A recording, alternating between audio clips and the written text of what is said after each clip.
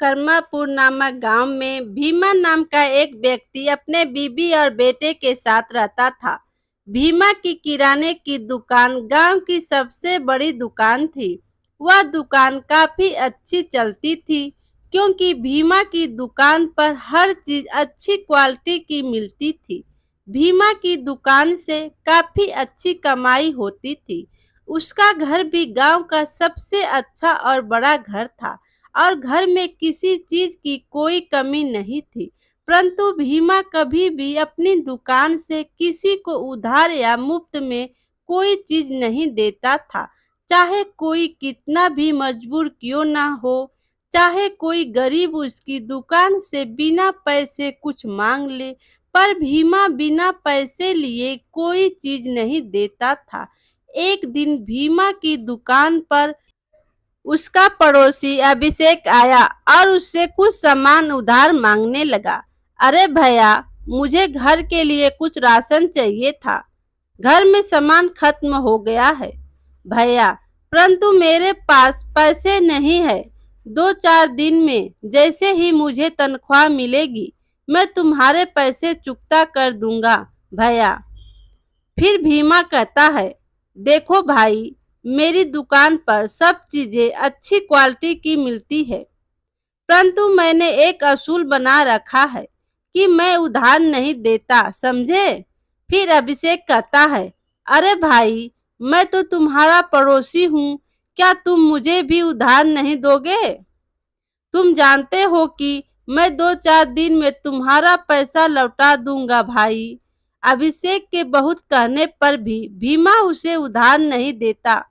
फिर भीमा कहता है, देखो भाई, उधार के लिए मुझे माफ करो। जब तुम्हारे पास पैसे आए तब आकर सामान ले जाना, ठीक है। गांव के लोग उसकी इस आदत से बहुत परेशान थे।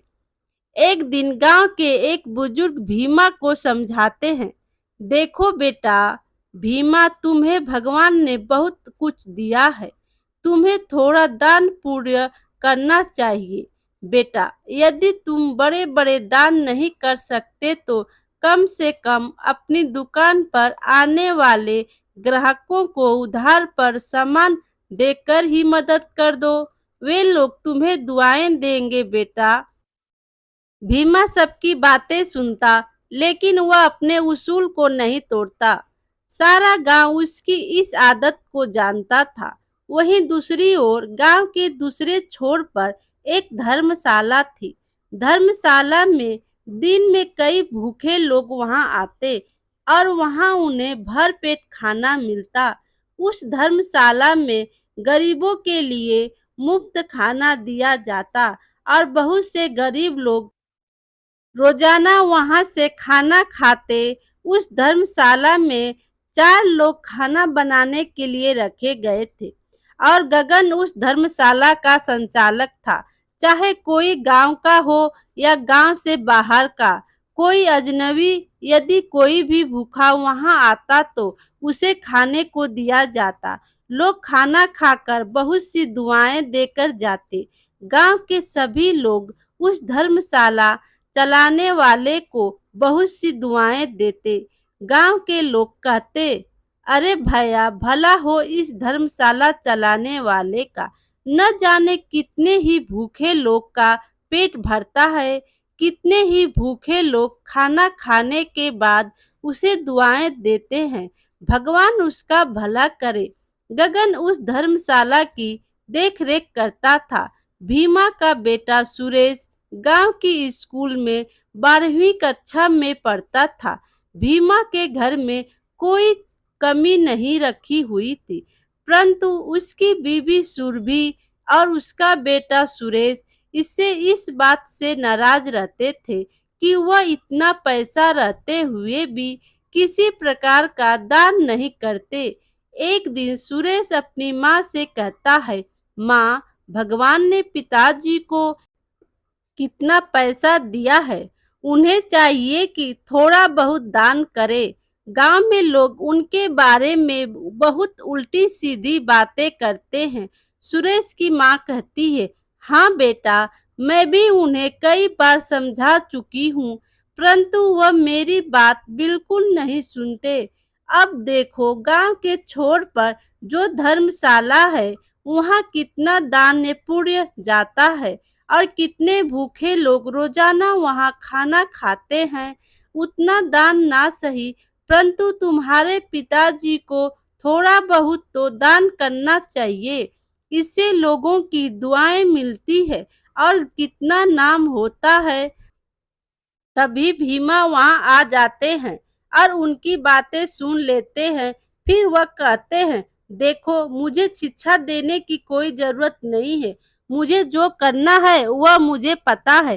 क्या तुम लोगों को मैंने कोई कमी होने दी? और दान पुण्य का दिखावा करना मुझे अच्छा नहीं लगता। उनकी ऐसी बातें सुनकर सुरेश और सुरभि चुप हो जाते हैं और समझ जाते हैं कि वह अपने पिताजी को नहीं समझा पाएंगे। इसी तरह दिन बीत रहे थे। गांव की धर्मशाला खूब बढ़िया चल रही थी और बहुत से भूखे लोग वहां खाना खा रहे थे। और इस तरह भीमा के व्यवहार में कोई फर्क नहीं आ रहा था। उसे कोई फर्क नहीं पड़ता था कि गांव के लोग इसे क्या कहते हैं। गांव के लोग उसके बारे में तरह तरह की बातें करते थे कि कितना कंजूस है भाई, भगवान को न मानने वाला है। भैया उनके मन में कोई भी दया भाव नहीं है। अरे यह कभी भी किसी को बिना पैसे का कुछ नहीं देता। बताओ, भगवान न करे यदि इसके ऊपर कोई संकट आ गया, यह किसी की दुआओं में भी नहीं आएगा। एक दिन अचानक भीमा की तबीयत खराब हो जाती है और वह दुकान पर ही बेहोश होकर गिर जाता है। दुकान पर खड़े ग्राहक तुरंत उसे अस्पताल लेकर जाते हैं, जहां डॉक्टर उसे जांच करने के बाद बताता है कि उसे लकवा मार गया है। अब भीमा ना बोल सकता था, ना चल फिर सकता था। गांव में भीमा के बीमार होने की खबर आग की तरह फैल जाती है। सभी लोग उसके बारे में बातें करने लगते हैं। कुछ लोग कहते हैं, अरे भाई, अगर इसने कुछ दान पुण्य किया होता तो तो आज किसी की दुआ भी लग जाती है कि नहीं। परंतु इसने तो कभी किसी की मदद नहीं की भैया, और ना ही एक पैसे की चीज किसी को मुफ्त में दी। अब तो भगवान ही इसका मालिक है। भाई, इस तरह गांव में लोग तरह तरह की बातें करते रहते हैं। भीमा के इस तरह बीमार हो जाने के बाद दुकान पर काफी नुकसान होने लगा और गोदाम में पड़ा सामान खराब होने की कगार पर आ गया था। भीमा कुछ बोल नहीं पा रहा था, जिससे कि वह अपने बेटे को कुछ समझा पाता, कुछ कहना चाहता था, परंतु वह लाचार था। सुरभि अपनी बेटे सुरेश से कहती है, बेटा, तुम्हारे पिताजी तो अब बिस्तर पर पड़ गए हैं। उनका दुकान पर जाना नामुमकिन है। अब तुम्हें ही दुकान संभालनी होगी, वरना हमें बहुत घाटा हो जाएगा। फिर सुरेश कहता है, हाँ माँ, मैं भी यही सोच रहा था। अब दुकान पर मुझे ही जाना पड़ेगा, वरना इस तरह तो सारा सामान खराब हो जाएगा और फिर घर खर्च और पिताजी के इलाज के भी तो पैसे चाहिए। सुरेश तभी दुकान पर जाकर सब कुछ देखता है। भीमा के बीमार हो जाने के कुछ ही दिनों बाद गांव की धर्मशाला भी बंद हो जाती है। गगन वहां ताला लगाकर कहीं चला जाता है। सभी लोग बहुत हैरान हो जाते हैं। इतने सालों से यह धर्मशाला एक भी दिन बंद नहीं हुई थी, परंतु अचानक ऐसा क्या हो गया जो इस धर्मशाला पर ताला लग गया।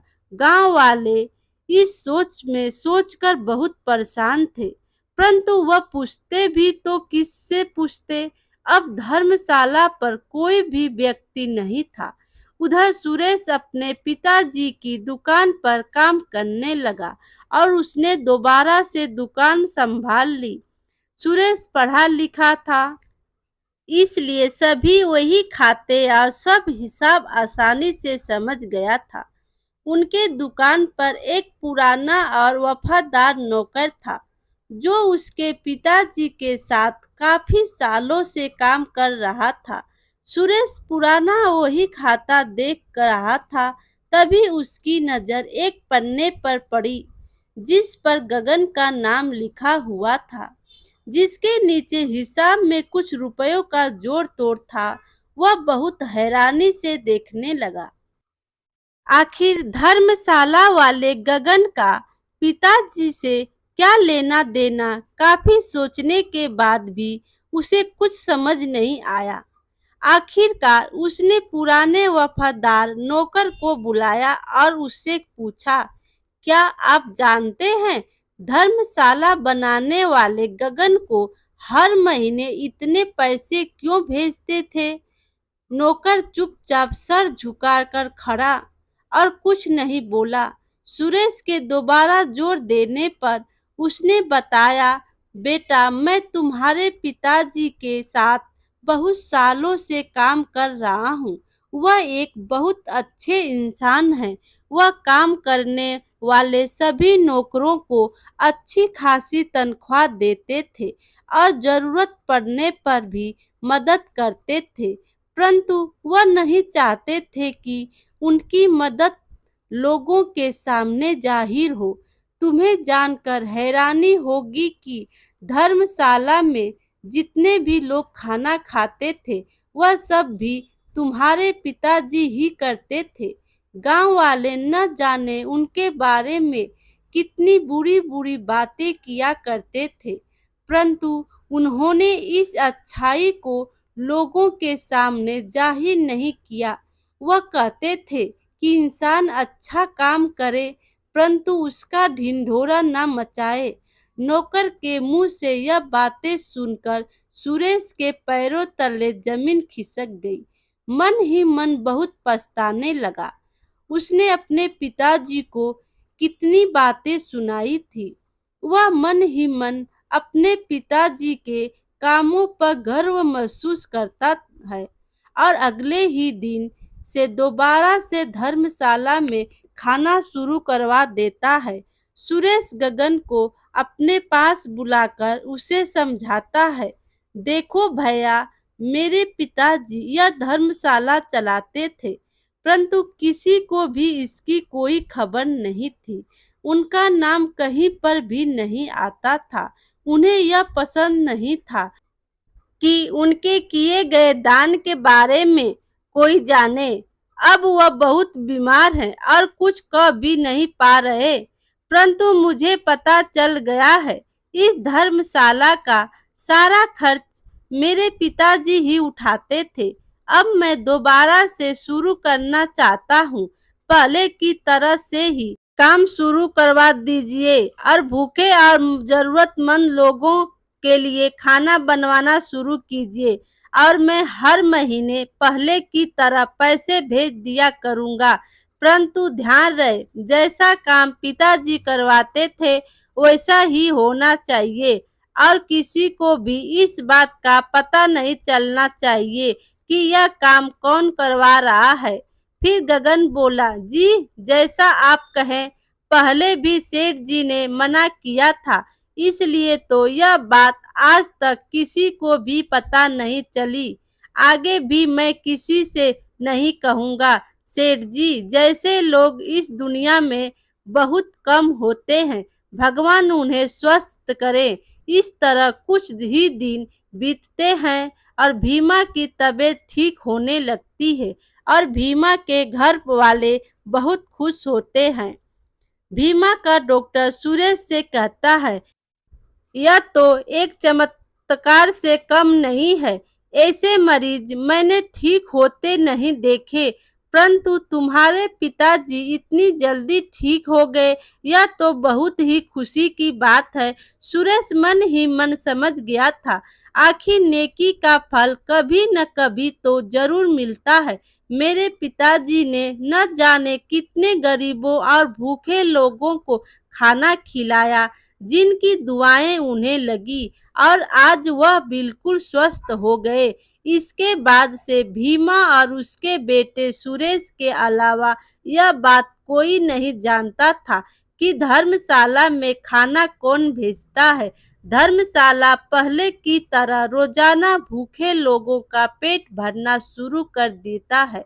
भीमा पहले की ही तरह धर्मशाला चलाता रहता है, परंतु गांव में अभी भी किसी को नहीं पता था कि वहां खर्चा आखिर कौन उठाता है। इंसान को किसी न किसी रूप में दान पुण्य तो करना ही चाहिए। मेरे प्यारे दोस्तों, कहानी अच्छी लगी हो तो लाइक कीजिए और अपने दोस्तों में शेयर कीजिए और चैनल पर नए हो तो चैनल को सब्सक्राइब कीजिए। Thank you.